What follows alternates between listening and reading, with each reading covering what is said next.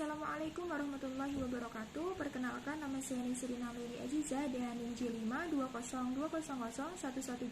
Saya sebagai mahasiswi dari Fakultas Kedokteran Gigi Universitas Muhammadiyah Surakarta tahun 2020.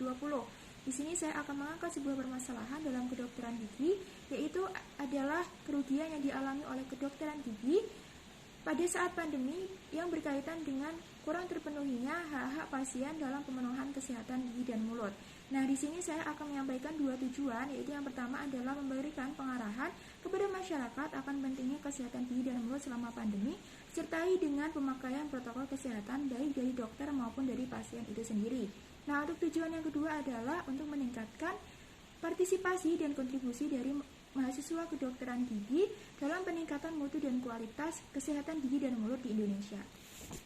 Nah, kita lanjutkan untuk penjelasan kedokteran gigi secara umum terlebih dahulu. Jadi dokter gigi itu merupakan salah satu dari profesi yang beresiko mengalami sejumlah bahaya akibat pekerjaannya.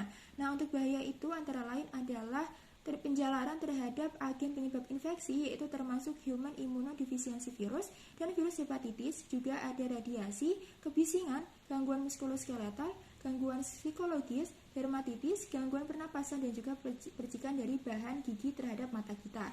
Nah, untuk selanjutnya di sini saya akan menjelaskan mengenai tindakan kedokteran gigi yang dapat menimbulkan terjadinya aerosol dari saliva ataupun darah dari pasien, terutama pada saat penggunaan ultrasonik dan juga high speed handpiece dan three-way string. Jadi aerosol yang dihasilkan dari berbagai macam mikroorganisme yang terkandung di dalam aerosol dapat masuk ke dalam saluran pernafasan pasien maupun dokter gigi dan timnya. Nah, untuk solusi yang dapat kita lakukan untuk permasalahan ini adalah dengan salah satunya melakukan screening pasien melalui telepon atau media komunikasi lainnya agar perlu dilakukan agar pasien dapat dikelompokkan dengan baik. Di sini kita lanjutkan untuk pembahasan mengenai screening pada pasien yang telah disarankan oleh beberapa jurnal dan juga oleh American Dental Association pada tahun 2020. Jadi screening jarak jauh atau telescreening ini dapat dilakukan dengan mengajukan beberapa pertanyaan ataupun mengenai kuesioner yang terdiri atas beberapa pertanyaan, yaitu mengenai apakah pasien pernah atau tidaknya berkontak dengan orang-orang yang mengalami suspek COVID-19 ataupun pasien pernah melakukan perjalanan jauh ke kota-kota yang memiliki tingkat COVID-19 yang tinggi, juga memeriksa tubuh pasien apakah pernah mengalami gejala-gejala yang timbul seperti gejala-gejala COVID-19. Nah, demikian pula pada ruang klinik dokter, kita harus pastikan bahwa di ruang klinik itu tersedia hand sanitizer dan juga harus mematuhi jarak aman, yaitu 1-2 meter. Nah, untuk lebih amannya lagi, setiap ruang praktek dokter harus diperiksa terlebih dahulu suhunya agar kita mengetahui apakah pasien sehat atau tidak ketika akan memeriksakan gigi ke dokter gigi tersebut.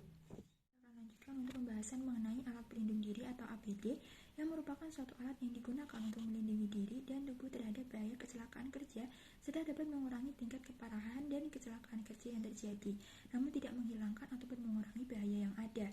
Nah, ini disampaikan oleh Mulyani pada tahun 2008. Nah, untuk APD sendiri digunakan untuk melindungi petugas kesehatan dari risiko penjalaran cairan tubuh pasien seperti darah, sekret, etc., kulit yang tidak utuh, dan selaput lendir pasien.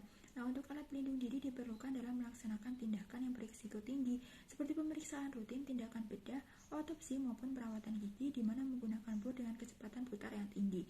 Ini disampaikan oleh Departemen Kesehatan pada tahun 2010. Dan menurut Departemen Kesehatan Republik Indonesia pada tahun 2008 dan Potter & Polri pada tahun 2011, jenis-jenis alat pelindung diri meliputi sarung tangan, pelindung wajah, penutup kepala, gaun pelindung, dan juga sepatu pelindung atau pelindung kaki. Di sini kita akan lanjutkan mengenai keterkaitan permasalahan kedokteran gigi tersebut dengan mata kuliah Pancasila. Nah, di sini saya akan menyampaikan keterkaitan terhadap mata kuliah Pancasila, yaitu pada sila kedua, yaitu di mana kurang terpenuhinya hak-hak pasien dalam pemenuhan kesehatan gigi dan mulut. Kemudian ada juga sila kelima, yaitu di mana kurangnya keadilan sosial yang membuat ketidakmerataan kesejahteraan sosial pada masyarakat. Nah, di sini saya akan lanjutkan juga mengenai beberapa hal yang memungkinkan kita harus pergi ke dokter gigi walaupun pada saat pandemi, yaitu pada keadaan yang emergensi atau pada keadaan yang darurat. Nah, apa saja keadaan emergensi tersebut? Jadi keadaan darurat itu bisa terjadi ketika kita mengalami sakit gigi yang luar biasa ditambah dengan pendarahan hebat obat yang tidak memungkinkan untuk meminum obat ataupun pemeriksaan yang bisa kita lakukan secara mandiri. Kemudian yang kedua, adanya pengobatan pasca operasi yang memungkinkan kita tidak mungkin melakukan perawatan secara mandiri dan juga perawatan terhadap kanker. Ada beberapa juga, yaitu misalkan kita mengalami abses gigi dan gusi, yaitu di mana terdapat pembekakan pada gigi dan gusi yang berisi nanah yang memungkinkan kita tidak bisa melakukan perawatan secara mandiri. Nah, ada beberapa hal juga yang kita bisa tunda terlebih dahulu untuk tidak datang ke dokter gigi adalah ketika kita mengalami sakit gigi tetapi kita memiliki keadaan yaitu demam, pilek ataupun batuk, dan juga pemeriksaan rutin dan juga pemeriksaan karang dan gigi. Nah, itu beberapa hal yang bisa kita tunda terlebih dahulu agar kita bisa mengurangi resiko penyebaran dari COVID-19 tersebut. Saya akan melanjutkan untuk pembahasan mengenai kerugian yang dialami dokter gigi yang merupakan efek dari pandemi COVID-19. Nah, efek dari pandemi COVID-19 ini telah memaksa banyak dokter gigi untuk mengubah dan menutup praktik mereka secara drastis. Nah, pemimpin praktik harus melewati persyaratan jarak sosial, kebutuhan peralatan khusus baru, dan bahkan cuti karyawan. Nah, tekanan tambahan ini membuat banyak dokter gigi berhenti dan mereka menghadapi persimpangan jalan yang sulit dalam menentukan masa depan praktik mereka, dan ada beberapa dokter gigi yang menutup praktik kedokteran gigi secepat mungkin tidak sesuai dengan apa yang mereka perkirakan sebelumnya.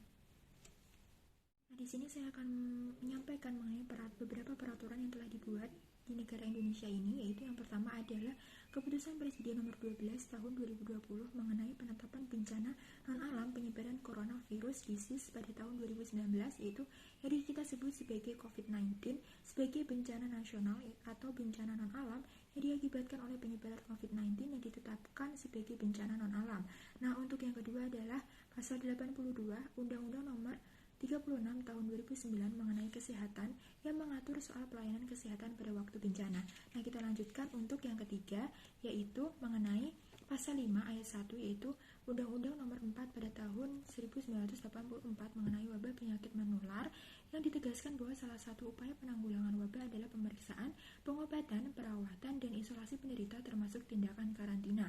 Nah, untuk yang terakhir adalah Pasal 30 ayat 1 mengenai Peraturan Pemerintah nomor 40 tahun 1991 mengenai penanggulangan wabah penyakit menular.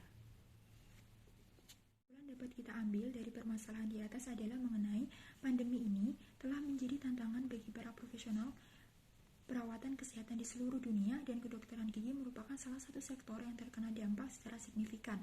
Nah, sementara banyak praktik gigi menerapkan metode pembukaan kembali yang cermat dan metode selama berbulan-bulan ditutup, beberapa dokter gigi sedang mempertimbangkan semua peluang yang mungkin di tengah masa depan yang dipertanyakan.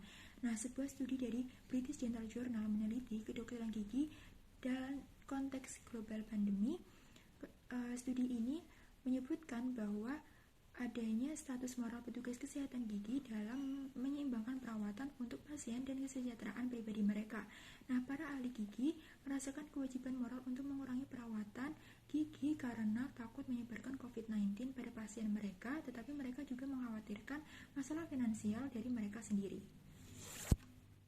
Itulah tadi penjelasan dari saya mengenai permasalahan yang dihadapi oleh dokter gigi di Indonesia selama masa pandemi atau pada masa COVID-19 ini, yaitu berupa kerugian dokter gigi di masa pandemi yang mengakibatkan beberapa hak-hak dari pasien tidak terpenuhi dalam rangka pemenuhan kesehatan gigi dan mulut. Semoga penjelasan dari saya bisa diterima dengan baik.